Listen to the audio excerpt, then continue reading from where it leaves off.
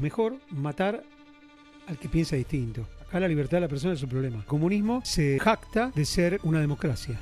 La Rusia actual es fascista. Hay que analizar qué es el comunismo, qué es el fascismo, que son dos cosas totalmente opuestas, Claro. ¿no? Hace que me ponga violento frente al que piensa distinto. Hubo canibalismo en la parte de Rusia. Llegan a hablar de hasta haber asesinado a 5 millones de personas. Los dos sistemas eran similares. Condenaban lo que le llamaban el arte impuro. Dos similitudes me estás indicando. Sí, y hay algunas más ¿Y hay todavía. más? ¿Ese Pancho? ¿Todo bien, Marce? Sí, todo tranquilo. ¿Vos cómo andás? Todo bien, por ¿La suerte. semana todo tranquilo? Excelente, excelente. Bien, ¿Y la vos semana- qué onda? Bien, vos sabés que me quedé pensando el otro día, estuvo buenísimo, tocamos así un tema, como hablamos del poder, ¿no? Ah, sí, ¿Te sí, me acordás que acuerdo, me hablamos del acuerdo. poder? Buen episodio, por si A no mí lo me- vieron. Sí, a mí me pareció excelente, inclusive para seguir investigando al respecto. Pero Ok. tocamos el tema de el Estado, ¿viste? Sí, El Estado sí. como aquella institución que detenta el poder, que ejerce el poder social, ¿no? Claro. Y me quedé pensando en eso, sería un buen tema como para charlar un rato, porque Ok, me gusta, me gusta. Sí, ahí está, digamos, ya lo bajamos a la tierra, ¿no? Sí, sí, sí. sí, Pasamos sí. del poder, que sigue el poder, esa cosa que está por ahí arriba y que no la podemos tocar, pero el poder se ejerce Claro. directamente. Y pensé, dije, ¿qué opciones de Estado tenemos? ¿Qué tipo de Estado, qué tipos de ejercicio del poder hay? ¿No? Ok, sí. ¿Y cuáles conoces vos? Bueno, el teocrático, ¿viste? Sí, El rey, la democracia, ujú, eh, el comunismo, sí, el fascismo, el nazismo. sí, fascismo en general. Claro, sí, en general. Claro, claro. Pues bueno, no sé, debe haber otras, tal vez, pero las comunes creo que son esas, ¿no? Y básicamente creo yo que se pueden englobar en esas. Ok. En Occidente el fascismo y el comunismo Y el serían... capitalismo, acá. Sí, pero el capitalismo Es como un podríamos modelo decir, de... claro, es un modelo económico. Claro, ok. Más que un modelo, aunque podemos decir que es un modelo de poder también, ¿no? Y, Hay muchos análisis, Marx lo pensó, el análisis desde ahí, claro, ¿no? Pero bueno, como sistemas políticos, quiero decir, ¿no? Ok, El sistema ok, político sí, como sí, sí. el sistema que ejerce el poder real sobre las personas, regula la vida de alguna manera, te da un marco de referencia, te disciplina, digamos. te disciplina, como habíamos dicho, claro, sí, como no, y plantea, digamos. Ahora, a mí me parece interesante ir a los extremos, ¿no? Por ahí analizar Ok, qué es el comunismo, qué es el fascismo, como están planteados como que son dos cosas totalmente opuestas, acá ¿no? el choque, ¿no? El versus. El versus, claro, claro. Y ver así un poco someramente cómo surgen estas dos cosas, Ok, ¿sí? Estas dos instituciones o políticas o partidos, qué sé yo cómo llamarlo, porque son un poco más que un partido, ¿no? Pero cómo surgen y después ver qué pasa, ¿no? Dentro de eso. ¿Qué te parece? me encanta, me encanta. Está bueno, me gusta cómo lo decís. El planteo de la rivalidad del comunismo y el fascismo, que bueno, empiezan más que nada, bueno, a nada de tiempo. Uno en el 17, en 1917 y otro en 1921. El fascismo. Más o menos es históricamente la Claro, fecha. Sí, sí, sí, sí. sí, sí. Bueno, la sociedad estaba preparada para eso. Sin lugar a dudas, no es que viene, viste, un ente extraterrestre y los ponen ahí, sino que había como una cuestión social muy Y se compleja. fue dando. Claro, Se fue dando, se fue dando. que fue dando, Primera Guerra Mundial. claro, claro. Después, anteriormente el manifiesto comunista de Karl Marx, si no me equivoco. Sí, sí, Está bien. Marx y Engels, sí, el manifiesto comunista. Claro. Estamos hablando de mediados del siglo XIX, eso, Claro. y todos los movimientos de partidos o movimientos sociales que empiezan a aparecer ahí. Cada movimientos obreros, todo. Claro, reivindicaciones, Sí, sí, sí, sí. ¿no? O sea, ahí está metido el capitalismo como tal, por eso es que Claro. Marx hace una crítica muy fuerte del capitalismo, y plantea... Claro. Perdón, sí, dale. porque yo creo que el versus siempre es capitalismo, comunismo. Ujú, Pero eso yo creo que lo vemos de un punto económico. claro, Y acá estamos hablando del punto político, que sería comunismo-fascismo. sí. Yo lo dejo marcado por si acaso, ¿viste? Si Sí, tienen mi duda. idea hoy sería charlar un poquito sobre eso, ¿no? Total, que- total. ¿Qué diferencias y similitudes, si las hubiera, existen entre los dos sistemas? Y lo planteo sistema porque es eso, justamente un sistema pensado para ordenar una sociedad. Total. Ordenar una sociedad. Bueno, viste que Mussolini funda el partido ¿en qué fecha habías dicho vos, más o menos? ¿En qué año? Mussolini en el 21, en 1921. Claro. Ahí es que, bueno, un detalle, un dato no menor, ahí es cuando se empieza a gestar médicamente el tema de la insulina. Se crea se logra sintetizar. Claro, se logra sintetizar. Claro. Sí. Pero también, y otra cosa que une estas dos cosas, estas dos cuestiones, en el 21, al inicio del fascismo, como empieza Mussolini, en Rusia también estaba sucediendo otra cosa muy importante que se llama la hambruna rusa. Sucede porque, bueno, con el sistema comunista, el Estado le exigía a los granjeros y toda la parte de la producción que tenían. Claro. Entonces, con eso se empieza a generar la hambruna porque los granjeros dicen, no, me están sacando todo, bueno, produzco lo mínimo y necesario como para poder pagar ese, entre comillas, impuesto y nada más. Entonces, y quedarme con algo también para mí, para vivir. Entonces, claro, cada vez producían menos. Se producía menos, empieza la hambruna. Hay archivos que indican que hubo canibalismo en la parte de Rusia, en las partes más pobres de Rusia. Al igual que desaparición de pueblos que por el tema de la hambruna se tuvieron que ir o murieron todos los familiares y todo eso. Claro. Entonces, con esta crisis de hambruna en la parte de Rusia, lo que hizo, ¿cómo se llamaba este chico? Este tipo. Lenin, ahí está. Fue crear la NEP, la nueva política económica. Con eso lo que hacía era que se genera un libre mercado entre los granjeros. O sea, una locura, ¿no? Claro. Porque vos tenés el comunismo a pocos años de haber empezado y en el 21 tenés que implementar una política económica que literalmente es libre mercado entre los granjeros. Y con esto surgieron los NEP Men. Claro, los hombres de la NEP. Claro. Que eran, en simples palabras, pequeños empresarios de pymes. Y al poco tiempo de haberse gestado esto, empieza a reflotar de vuelta el comunismo. Claro. No le gustó nada. Se murió Lenin en el 24 y empieza Stalin, su mandato. Con esto, bueno, nada, vuelve a los orígenes del comunismo y destruye la NEP, la nueva política económica, y con ello también manda a eliminar a los NEP Men, para que, bueno, no tengan tanto poder, como habían ganado tanto dinero, en poco tiempo dejar el poder de esos hombres y que pase de vuelta al Estado. Claro.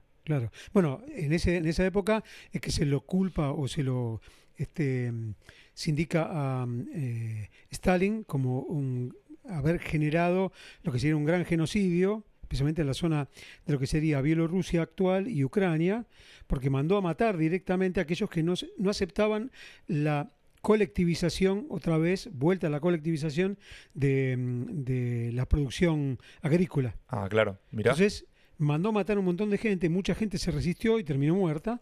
Llegan a hablar de hasta haber asesinado a 5 millones de personas.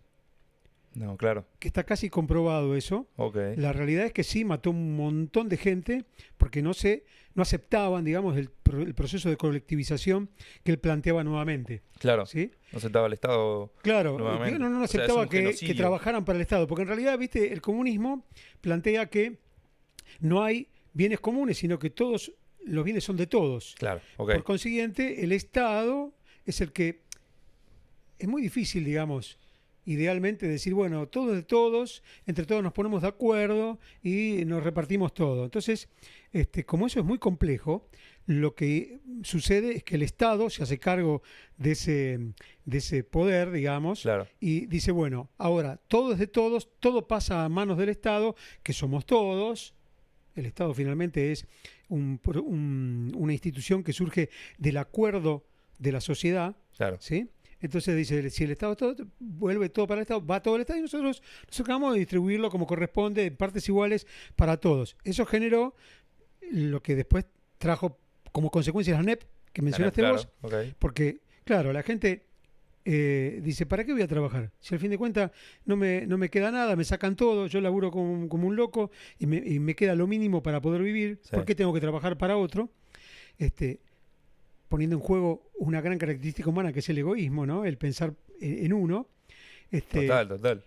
El egoísmo que surge como casi te diría instintivamente como un medio de defensa, de perduración, y hace que obviamente uno entre en la anomia, es decir, viste, en que no me interesa, no me gusta, más que no me gusta, no me interesa más nada, ya, ¿para qué?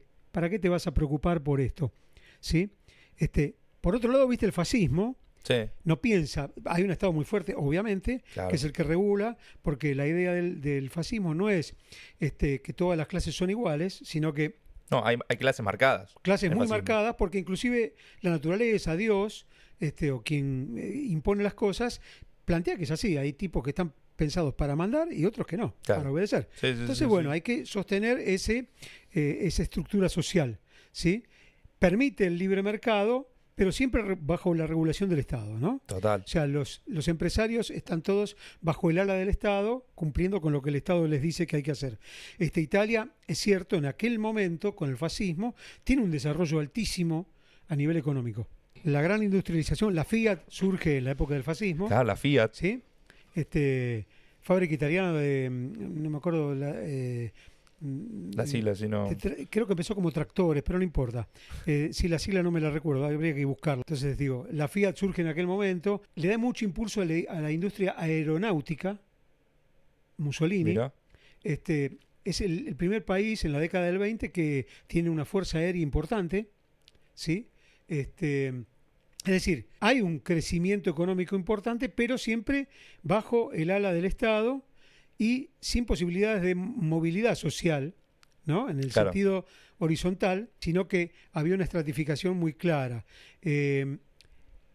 Esas son las grandes diferencias entre el fascismo y el comunismo, ¿no? El igualitarismo comunista, la estratificación social fascista, ¿no? Para conseguir eso, el fascismo apela al poder, digamos, de lo que ellos llaman la lucha.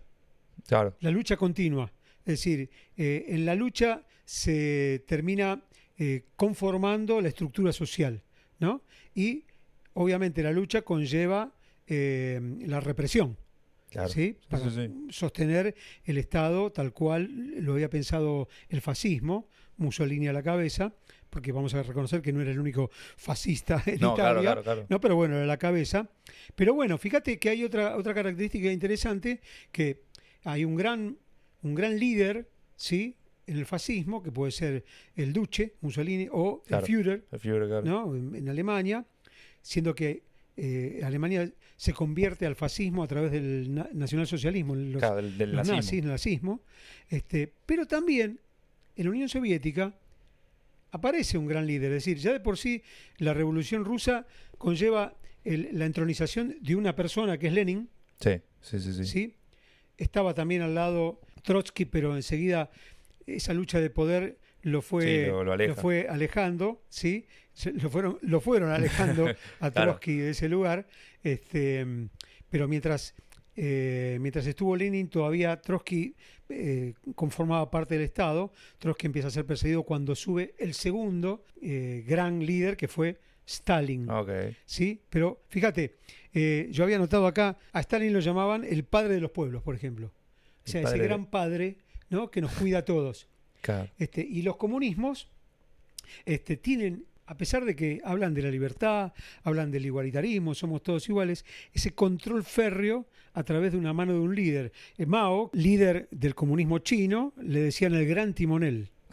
Fíjate, ¿no? Claro, le decían a Mao. Y el padre de los pueblos... ¿A Mao Zedong?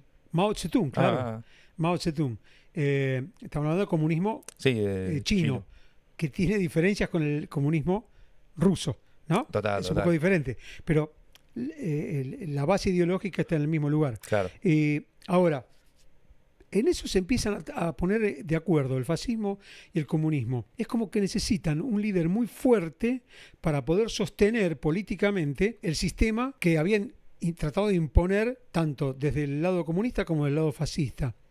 Lo cual me da una primera reflexión y digo, si hace falta un líder tan fuerte, y esto lo decía Hannah Arendt, una filósofa que vivió en la época de la Segunda Guerra Mundial, murió en la década del 70 por ahí, que decía que el poder del Estado surge por convenio entre las partes, o sea, por convenio de la sociedad. Nos ponemos de acuerdo y concedemos poder hacia el Estado.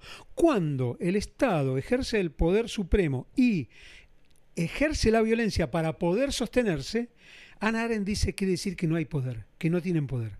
No, buenísimo. Está muy bueno. Hannah Arendt dice, si yo tengo que ejercer el poder a través de la violencia, es que yo no tengo poder. Porque si lo tuviera, no necesitaría ser violento. Porque todo el mundo aceptaría mi poder. Claro. Cuando no me aceptan el poder, tengo que ejercer violencia para poder ejercerlo. Claro, la sumisión del otro. Claro, bueno, y eso pasa entre el fascismo y el comunismo. Es muy bueno eso, ¿no? Qué loco. Está muy bien pensado, me encantó. Y sí, Hannah Arendt, una gran pensadora. Porque en realidad, vos ves siempre, bueno, el trayecto de la historia es quien derrota al otro es el que tiene el poder. Y pensar esto que es como, no, vos no tenés el poder porque me derrotaste. Si lo tuvieses, ni siquiera hubiera hecho falta, no sé. Que me violentaras. Que violentaras mí, la situación, claro, a mí o a quien sea, para poder... Qué loco, me encantó. Sí, eso es muy interesante, pensarlo desde ese lugar, porque hay una parte muy, muy grande de verdad, ¿no? Claro. Porque claro, los dos sistemas empiezan a sentirse amenazados. ¿Amenazados por qué? Por la libertad del hombre. Claro, básicamente pasa por ahí. La libertad de expresión. Libertad de expresión, libertad de decisiones, claro, ¿viste? Entonces, al sentirse amenazados, se vuelven totalitarios. ¿Sí? Entonces dice, tengo que reaccionar fuertemente. Le pasó a la Revolución Francesa, le pasó al fascismo, le pasó al comunismo.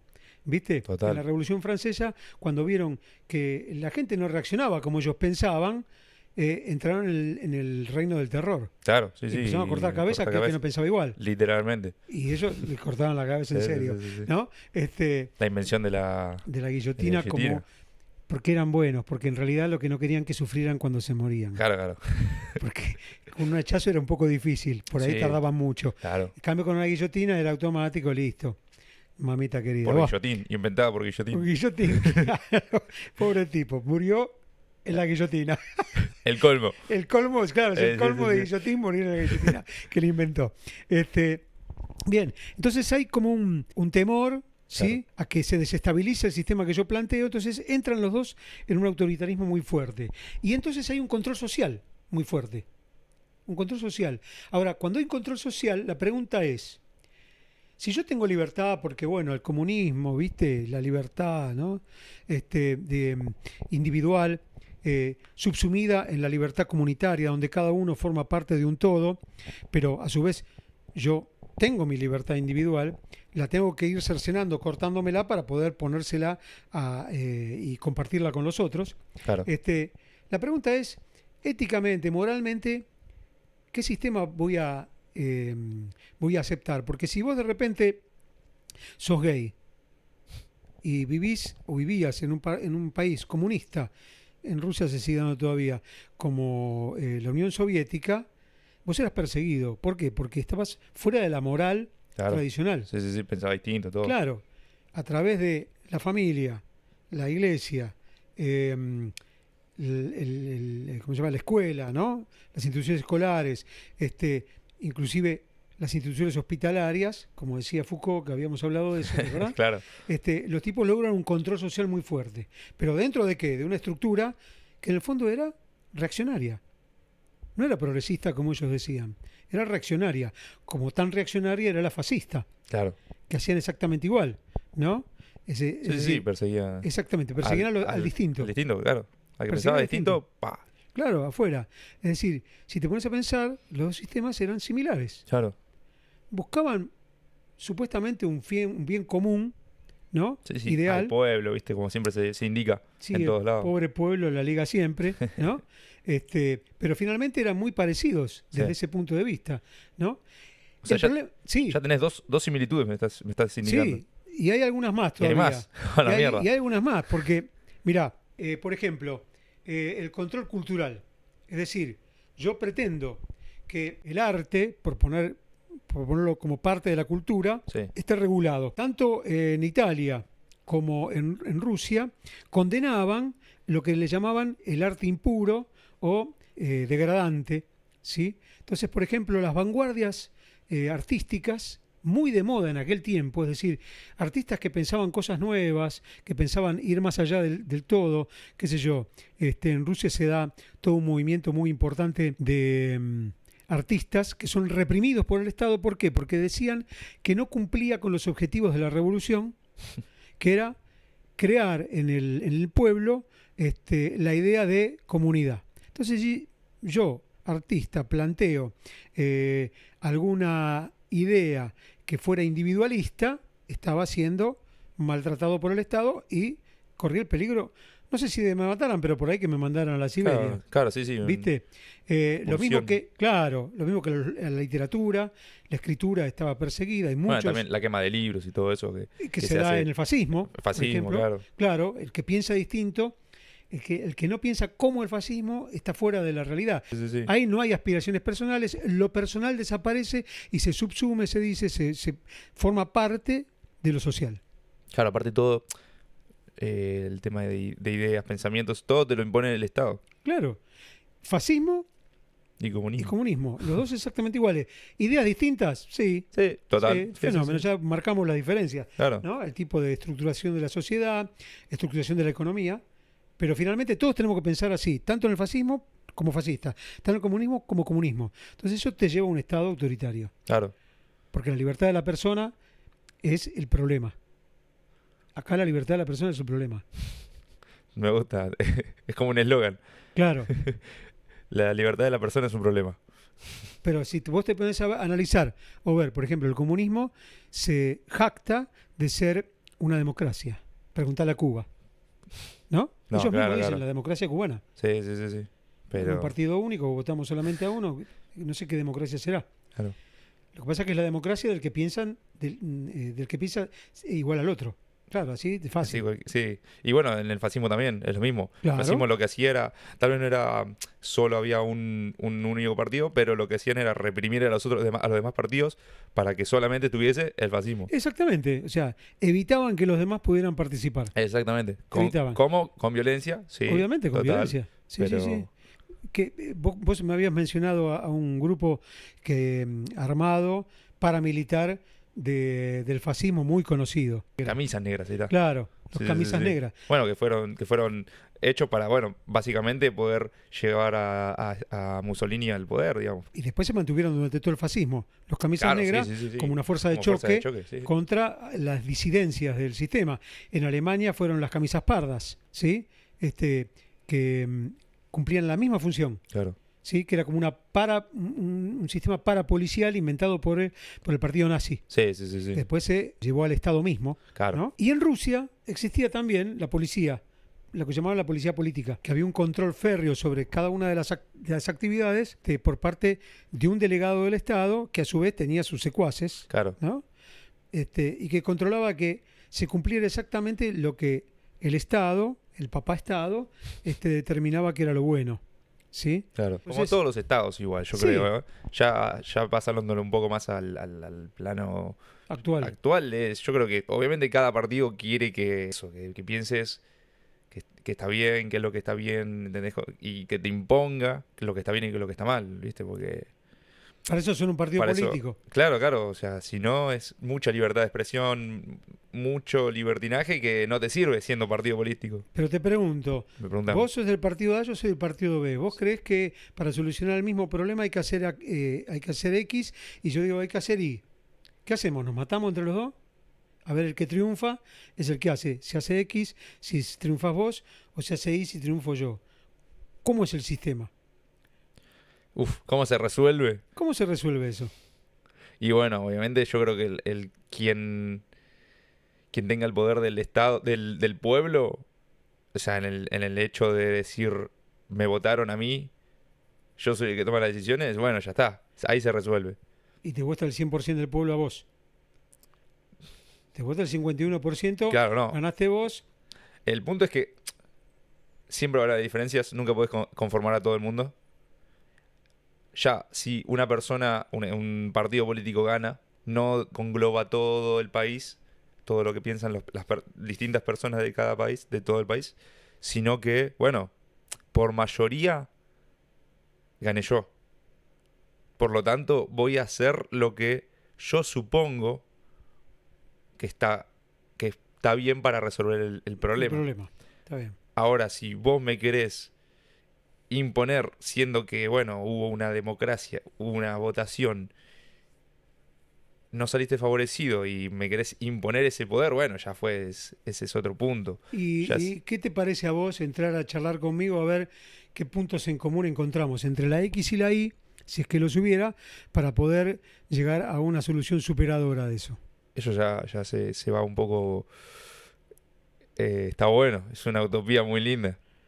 O sea, eso es lo que yo creo que debería suceder. Debería suceder. Exactamente. Debería suceder. Es difícil que suceda porque volvemos a lo mismo de antes. El egoísmo personal, la necesidad de estar seguro de que lo que yo creo es real y es cierto, no aceptar nunca que yo me puedo estar equivocando, porque eso es Claro, no puedes, humano. no.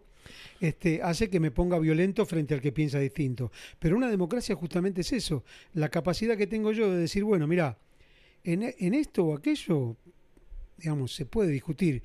No me van a discutir a mí si yo te digo, hay ciertas cosas que yo no voy a aceptar discutir porque son de mi creencia personal. Vos tenés que creer en Jesús. Claro. Bueno, eso déjamelo a mí, yo me encargo de eso. Obvio. Pero en otras cuestiones, lo que hace a las políticas públicas, a la generación de leyes y demás, nos podemos poner de acuerdo, ¿o no? Claro, sí. Bueno, sí. ahí viene el punto, ¿no? Creo yo que una gran superación del fascismo y comunismo como sistemas políticos es lo que vino después. Un sistema que intenta ser lo más ecuánime y equilibrado posible, que trata de acercar partes. Claro. No matar al otro, no hacer desaparecer al otro. Claro, Porque dialogar. no le tengo miedo al disenso. No le tengo miedo al disenso. Cosa que sí, lo endeble que era el sistema hacía que sintieran temor por estar equivocados. Mejor matar al que piensa distinto. Claro. Y eso me habla de que hay como un pensamiento cuasi religioso. Yo la religión no la puedo... Y por la religión yo no la puedo cuestionar. ¿Cómo cuestiono yo? Si yo soy cristiano, católico, soy católico, ¿cómo puedo cuestionar los principios del catolicismo sin estar fuera del catolicismo? ¿Cómo puedo decir que Dios no es lo que dicen que es, o que Jesús no es lo que dicen que es, o que las normas o que las enseñanzas no son tal cual me las están planteando sin quedar afuera? Quedo afuera. Claro. Eso es un pensamiento religioso. ¿Es así? Es una cuestión de fe. Yo creo que es así y no hay ningún cuestionamiento posible. A la religión no se la cuestiona. Se la ejerce, se la vive, ¿no? Los musulmanes, los judíos, Sí, todas las religiones de todo el mundo, ¿sí? Entonces, si un pensamiento político, que no más que es un pensamiento que lleva a desarrollar, o mejor dicho, a permitir la convivencia social, ¿sí? En un estado lo más sano posible, digamos, en donde no nos matemos, no nos cortemos los dedos por cualquier cosa, no nos privemos del derecho que tiene uno por sobre el otro. Si eso llega al punto de pensar una ideología que es cuasi religiosa, es decir, que yo creo que es la única opción que hay es esta, no hay otra opción. ¿Dónde sacaron eso? Claro. ¿Por qué? El mundo vive desde hace siglos, milenios, ¿sí? Modificando todo el tiempo eso, buscándole la vuelta. ¿Por qué de repente aparece un tipo que dijo lo que dijo y tiene la razón absoluta? Y es así. Claro, yo te digo, se pone como una religión. Como en la antigua, la teocracia. Claro. Se vuelve un poco a eso. También se busca eso, que el líder político sea un dios y el que tiene la última palabra y el que indica cuál es el camino, digamos. Bueno, en la Italia fascista, la imagen de Mussolini estaba presente en todos lados. Claro. Imágenes en la Rusia stalinista, la imagen de Stalin era un ícono que estaba en todos lados. En la China comunista, la figura de Mao estaba por todos lados, como un gran hermano, digamos, Claro. que te estaba cuidando. Cuidando, Dicen que te estaban cuidando. No controlando. No, nadie te controla, te cuida. Claro. En realidad sabemos digamos, según el pensamiento cuasi cínico que tenían, decir, no, porque todos somos comunistas, todos pensamos lo mismo. Claro. Sí, claro. ¿No? Porque si no pensás lo mismo, estás afuera, cual religiosamente, como lo que veníamos hablando, cual religión, ¿no? Claro. Eso es lo que a mí me preocupa de todo esto, llegar a un punto en donde nos convirtamos en esos totalitarismos. ¿Por qué? Porque somos incapaces de aceptar que tenemos falencias, que somos limitados, que somos podemos humanos. estar equivocados. ¿Viste? Realmente el tipo valiente es el tipo que acepta que que comete errores. Obvio, claro. Ese es el más valiente de todos. Por supuesto. Y que necesita ayuda para poder solucionar problemas. El tipo que logra eso es más valiente que cualquier tipo que va a poner una bomba porque dice que hay que matar a los que no piensan como yo. Y que yo me enfrento a las balas. No sos valiente, vos sos un tonto. Sos un tonto. ¿Sí? Que no te das cuenta ni siquiera dónde estás parado. ¿Sí? El valiente es aquel tipo que hace, y él no quiere aceptar de ninguna manera que esté equivocado. No hay forma de aceptarlo. No, por el miedo claro. que le da eso. Que eso es lo que tenían estos dos sistemas. Que lo siguen teniendo, en tanto y en cuanto existan como sistemas, ¿no? Claro. Hay países donde hay fascismo y hay países donde hay comunismo. ¿Se te ocurre algún país que tenga fascismo ahora? Según mi opinión, ¿no? Mi humilde opinión, la Rusia actual es fascista. Rusia. Rusia es un fascismo disfrazado de comunismo, porque ellos plantean ser socialistas. Bueno, voy a hacer una aclaración. Mussolini comenzó su carrera política como socialista. ¿En serio? Claro. Mussolini, en la década del 10, hasta lo meten preso por estar en manifestaciones socialistas contra el Estado italiano, ¿no? Contra el rey. Después genera esa transformación. En la década de fines de los 10, comienzo del 20, genera esa transformación y dice, no, acá la onda pasa por otro lado. No. Y él se transforma de socialista en lo que conocemos como fascista. En la actualidad, comunismo, sin duda, un comunismo totalitario como el de Corea del Norte. Claro, sí. Un comunismo extraño como el de China. Extraño. Que es políticamente hablando es comunismo, pero económicamente es capitalismo puro. A la enésima potencia. O sea, aceptaron lo que Lenin en el fondo dijo, bueno. Fueron pragmáticos, dijeron, esto no funciona. Claro. La economía de planificación, la economía que se planifica, sí. que era los planes quinquenales de los rusos, después de que Stalin tenía cada 5 años un plan quinquenal, que decía qué es lo que había que hacer y cómo hacer para desarrollar la industria y demás. Había un problema que tenían los rusos, los comunistas, que decían que el país era precapitalista y tenían que desarrollarse como capitalistas para después pasar a ser comunistas. Por eso hay un gran desarrollo industrial en la época del comunismo. Mira, no sabía. Bien. Okay. Lo mismo pasa en China. Con Deng Xiaoping, que más o menos en los 80, el líder comunista chino, sí. El tipo dice, no, esto no funciona. Entonces da el vuelco y empieza a abrir la economía a una economía de mercado. Mira. En la actualidad, el país con más multimillonarios del mundo es China. ¿En serio? Claro. Mira. Multimegamillonarios. El dueño de Huawei y el dueño de todas esas empresas. Yamaha. No, Yamaha es japonesa. No, yo no las conozco mucho, las empresas chinas. Recuerdo Huawei porque es la que uno tiene en la cabeza, sí. La más difundida, que es la tecnológica. Claro. Pero hay un montón de empresas de autos. Por ejemplo, ahora que se abrió la importación acá en Argentina, hay un montón de autos chinos que vienen. Bueno, chinos son de empresarios que tienen capitalistas, claro, que tienen esas empresas. Bueno, y eso ha logrado que el estándar de vida china subiera. Mejore. Ha crecido muchísimo el ingreso per cápita en China, pero el control político es comunista, totalitario. Ahí no hay forma de pensar de otra manera. O sea, agarraron, entre comillas, las dos mejores partes. Supuestamente las dos mejores partes. Claro. y se formó China. Los dos sistemas están conviviendo sin problema. Claro. Sin problema. Y bueno, eso es un poco también lo que hablabas, ¿viste? Antes de decir, tipo, el problema X y el Y, la solución X y Y. Bueno, es hablar y ver, bueno, ok, tenés un lado bien, tenés un lado mal, agarro lo tuyo, agarra lo mío, y bueno, así se forma algo bueno. Y lo más probable es que salga algo mejor que solamente el X y el Y. Claro. ¿Viste? Seguro. Es... X y no es lo mismo que X o no es lo mismo que Y. Claro. Sí, sí, sí. ¿Sí? Esa conjunción es buena. Por eso yo estimo que, o creo que las soluciones vienen de los acuerdos comunes. De acuerdos comunes, ponémonos de acuerdo. Claro. ¿Viste? Sí, por ahí charla, ese acuerdo diálogo. común no es el mejor, pero es el que por el momento sirve. Después lo cambiaremos si fuera el caso. ¿Sí? Ok. Ser bien pragmatistas en eso. Pero bueno, es interesante, creo yo que es interesante y es bueno conocer un poco de la historia de estos sistemas políticos porque te permiten después tomar decisiones, ¿viste? Sí, obvio. Uno está tontas y locas así, no, porque esto es lo mejor. Hay que informarse, hay que leer un poco. Hay que... Leer un poco. Agarrar los libros que no muerden. Claro. No, sí, sí, sí. Hay que saber las dos partes, las dos caras de la moneda. Totalmente. Como se dice, ¿viste? Sí. Porque... Las dos caras de la moneda. Bueno, ahí más o menos resumimos todo. Yo creo que No sí, sé ¿no? si quedaste conforme. Si no, me mandas un email. Yo nunca me quedo conforme, siempre quiero saber más. ¿Quieres saber más?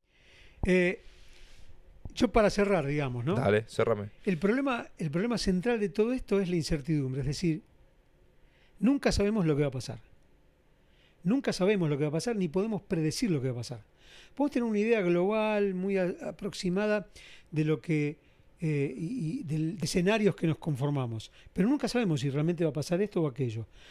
Políticamente hablando, si yo asumo esa realidad, cualquiera de estos sistemas totalitarios de los que estamos hablando es una tontería. Son tontos por esencia. ¿Me entendés lo que te digo? Es no darse cuenta de que la incertidumbre es lo que gobierna al hombre, no la certeza. Uf, buenísimo. Lo dejamos ahí. Me encantó. Muy buena la charla, me encantó todo lo que tiraste, todo lo que dijiste. Bueno. Excelente.